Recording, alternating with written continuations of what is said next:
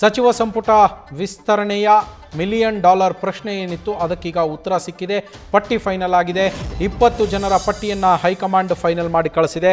ಇದರ ಜೊತೆಗೆ ಮತ್ತೊಂದು ಅಚ್ಚರಿ, ಮತ್ತೊಂದು ವಿಶೇಷ ಅಂದರೆ ಸ್ಪೀಕರ್, ಡೆಪ್ಯೂಟಿ ಸ್ಪೀಕರ್ ಹಾಗೆ ಸಭಾಪತಿ ಮತ್ತು ಉಪಸಭಾಪತಿ ಸ್ಥಾನಗಳಿಗೆ ಆಗಿರುವಂತಹ ಆಯ್ಕೆಗಳು ಟಿ.ಬಿ. ಜಯಚಂದ್ರ ಅವರು ಆಗ್ತಾರೆ ಅಂತ ಹೇಳಲಾಗ್ತಾ ಇತ್ತು.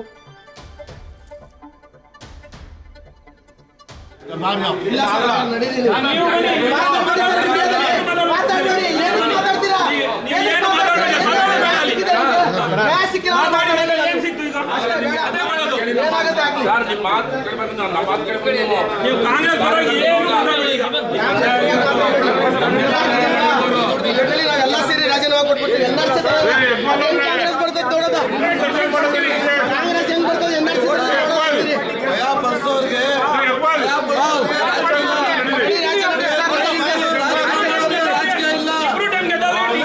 ಅಭಿಪ್ರಾಯ ನಾವು ಹೇಳ್ಬೋದು. ಅಂದರೆ ತೀರ್ಮಾನ ಮಾಡೋರು ಯಾರು? ಹೈಕಮಾಂಡ್ ತೀರ್ಮಾನ ಮಾಡೋದು.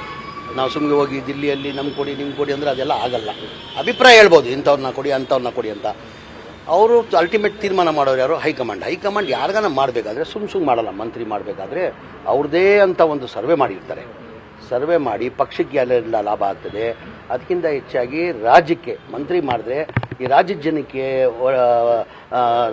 ಒಳ್ಳೇದಾಗ್ತದೆ ಅಂತ ಹಿನ್ನೆಲೆಯಲ್ಲೇ ಮಂತ್ರಿ ಮಾಡೋದು. ಈಗ ಯಾವ ಖಾತೆ ಅಂತ ಹೇಳೋಕ್ಕಾಗಲ್ಲ. ಮನೆ ಮುಖ್ಯಮಂತ್ರಿ ಬಿಟ್ಟಿದ್ದು ಯಾವ ಕೊಡ್ತಾರೋ ಗೊತ್ತಿಲ್ಲ. ನನಗೆ ವಸತಿ ಖಾತೆ ಕೊಟ್ಟಿದ್ರು. ನಾನು 3 ವರ್ಷ ಅವಧಿಯಲ್ಲಿ ಒಂದು ಮನೆ ಕೊಟ್ಟಿರಲಿಲ್ಲ. 10 ವರ್ಷದಿಂದ ಒಂದು ಮನೆ ಕೊಟ್ಟಿರಲಿಲ್ಲ. ನನ್ನ ಅವಧಿಯಲ್ಲಿ 3 ವರ್ಷದಲ್ಲಿ 79,860 ಮನೆಗಳು ಕೊಟ್ಟಿದ್ದೀನಿ. ಇನ್ನು 33,000 ಮನೆ ರೆಡಿ ಮಾಡ್ಕೊಂಡಿದ್ದೆ. ನಾನು ಜೂನಲ್ಲಿ ಕೊಡಬೇಕಂತ ಇದ್ದೆ. ಅಷ್ಟೊಂದು ಸರ್ಕಾರ ಬದಲಾವಣೆಯಾಗಿ ಮನೆ ಹೊಸ ಮುಖ್ಯಮಂತ್ರಿಗಳು ಬಂದರು. ಈಗ ಯಾವ ಖಾತೆ ಕೊಟ್ಟರು, ನಾನು ಯಾವ ಖಾತೆ ಕೊಟ್ಟರು ನಿಭಾಯಿಸ್ತೀನಿ ನಾನು. ಸರ್, ನಿಮ್ಮ ಸಮುದಾಯಕ್ಕೆ 4 ಸ್ಥಾನ ಕೊಟ್ಟಂಗಾಯ್ತು. ಯುಟಿ ಖಾದರ್, ಸಲೀಂ ಅವರು ಸಭಾಪತಿ, ರಿಜ್ವಾನ್, ಬೆಂಗಳೂರವರಿಗೆ 2 ಕೊಟ್ಟಿದ್ದಾರೆ. ಏನು ಲೆಕ್ಕ? ಈಗ ನಾನು ಹೇಳ್ತಲ್ಲ, ಎಲ್ಲ ಲೆಕ್ಕಾಚಾರ ಅಂದರೆ ಹೈಕಮಾಂಡು ಹೇಳಿದ್ವಲ್ಲ, ಯಾರಿಗಾನ ಮಂತ್ರಿ ಮಾಡಬೇಕಾದ್ರೆ ಎಲ್ಲ ಥರ ಅವ್ರು ಸರ್ವೆ ಮಾಡಿ ಮಾಡೋದವರು. ಈಗ ಅವರು ಸರ್ವೆ ಮಾಡಿ ಅವ್ರು ಮಾಡಿದ್ರೆ ಹೈಕಮಾಂಡ್ ಅವ್ರಿಗೆ ಗೊತ್ತಿರ್ತದೆ ಎಲ್ಲ.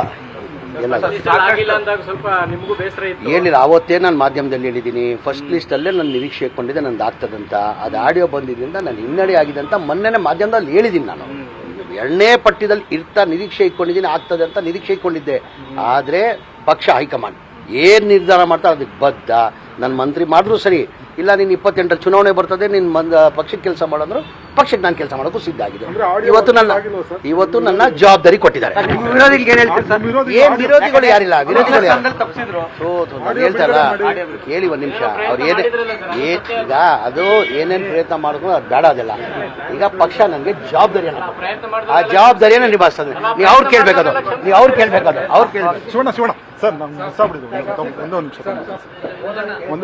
ದಯವಿಟ್ಟು ಅದ್ರ ಬಗ್ಗೆ ಜಾಸ್ತಿ ಇದು ಮಾಡ್ತಾರೆ. ಹಿರಿಯ ನಾಯಕರು ತಾವು ಬರ್ಬೇಕು. ನನಗೆ ತಾವು ಹಿರಿಯ ನಾಯಕರು, ಮಾಹಿತಿ ಬರ್ಬೇಕು. ಸುಮ್ಮನೆ ಊಹಾಪೋಹ ಮೇಲೆ ನಾನು ಏನಾದರೂ ಕೊಡ್ಲಾ ಸರ್? ಇದು ಊಹಾಪೋಹ ಅಲ್ಲ, ಅಧಿಕೃತವಾಗಿ ಬಂದಿದೆ. ನನಗೆ ಬಂದಿಲ್ಲ.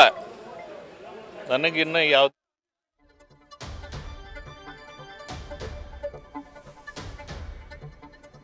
ಜಮೀರ್ ಅಹಮದ್ ಖಾನ್ ಅಭಿಮಾನಿಗಳಲ್ಲಿತ್ತು. ನೀವು ಹಿರಿಯ ನಾಯಕರು ಕೂಡ ಹಿರಿತನವನ್ನು ಪರಿಗಣಿಸಿ ಸಿಗುತ್ತೆ ಅನ್ನುವಂಥ ವಿಶ್ವಾಸದಲ್ಲಿದ್ರೆ. ಸೊ ಏನ್ ಹೇಳ್ತೀರಾ ಸರ್? ಈಗ ಅದು ಮುಗಿದು ಹೋದ ಅಧ್ಯಾಯ. ನಾವೇನು ಹೈಕಮಾಂಡ್ನವರು ಏನು ಒಂದು ನಿರ್ಧಾರ ಮಾಡ್ತಾರೆ ಅದಕ್ಕೆ ನಾವು ಯಾವಾಗಲೂ ಒಬ್ಬ ಶಿಸ್ತಿನ ಸಿಪಾಯಿಯಾಗಿ ನಾನು ಬದ್ಧವಾಗಿದ್ದೇನೆ. ತಾವು ಸಭಾಧ್ಯಕ್ಷ ಸ್ಥಾನಕ್ಕೆ ತೃಪ್ತರಾಗ್ತಿದ್ದೀರಾ ಸರ್?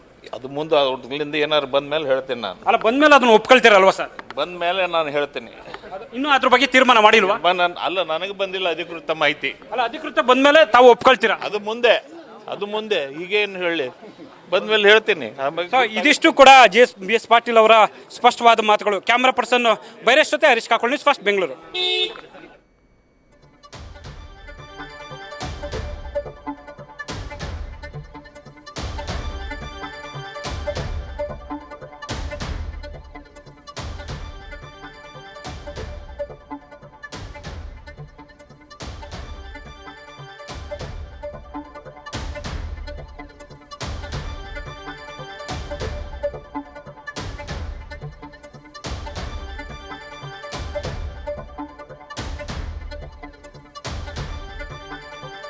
ಅಲ್ಲಿ ಇರ್ತಕ್ಕಂಥ ಶಾಸಕರು ಎಲ್ಲ ಜೊತೆಗೆ ಹೋಗಿ ಎಲ್ಲ ಸೇರಿ ಹೋಗಿ ಮಾತಾಡಿದ್ರು. ಭಾರಿ ಒಂದು ನಂಬಿಕೆ ಇತ್ತು, ಒಂದು ಮಾಡ್ತಾರೆ ಅಂತ ಹೇಳ್ಬಿಟ್ಟು ಮತ್ತು ಈ ರೀತಿ ಮಾಡಿರೋದು ನಿಜವಾಗಲೂ ನಮಗೂ ಸಹ ಭಾರಿ ದುಃಖ ಆಗ್ತಾ ಇದೆ. ಅದನ್ನು ಹೈಕಮಾಂಡ್ ಆಗಲಿ ನಮ್ಮ ಮಾನ್ಯ ಮುಖ್ಯಮಂತ್ರಿಗಳಾಗಲಿ ಅದರ ಬಗ್ಗೆ ಸಮಾಲೋಚನೆ ಮಾಡಿ ಏನಾದರೂ ಅವಕಾಶ ಮುಂದೆ ಪ್ರತಿಯೊಬ್ಬರನ್ನ ಆಯ್ಕೆ ಮಾಡಬೇಕಾದ್ರೆ ಜಾತಿ ಮತ್ತೆ ಪ್ರಾಂತ್ಯವನ್ನ ಮೆನ್ಷನ್ ಮಾಡಿದ್ದಾರೆ. ಶಾಸಕರು ಅಲ್ಲ, ಎಲ್ಲ ಸಮಾಜಕ್ಕೆ ಸೇರಿರ್ತಕ್ಕಂಥ ಶಾಸಕರು ಇದ್ದಾರೆ. ಅಲ್ಲಿ ಇದ್ರೂ ಸಹ ಮಾಡದೇ ಇರೋದು ನಿಜವಾಗಲೂ ನಮಗೆಲ್ಲ ಭಾರಿ ನೋವಾಗಿದೆ. ಮುಂದೆ ಅದನ್ನ ಸರಿಪಡಿಸಬೇಕು ಅಂತ ನಾವು ಹೈಕಮಾಂಡ್ ಅಲ್ಲಿ ಮತ್ತೆ ಮಾನ್ಯ ಮುಖ್ಯಮಂತ್ರಿಗಳಿಗೆ ಬೇಡ್ಕೊಳ್ತಾ ಇದ್ದೀವಿ. ಅದ್ರ ಬಗ್ಗೆ ನಾನು ಆ ರೀತಿ ತಿಳ್ಕೊಳ್ಳಲ್ಲ. ಯಾಕೆಂದ್ರೆ ಕೋಲಾರ್ಗೆ ಕೊಟ್ಟಿರ್ತಕ್ಕಂಥ ಅದು ಯಾರೇ ಇರಲಿ, ಕೋಲಾರ್ಗೆ ಇಲ್ಲ ಚಿಕ್ಕಬಳ್ಳಾಪುರ್ಗೆ ಕೊಡಬೇಕಾಗಿತ್ತು. ಅದು ಕೊಡದೇ ಇದ್ದಿದ್ದು ಭಾರಿ ನೋವಾಗಿದೆ.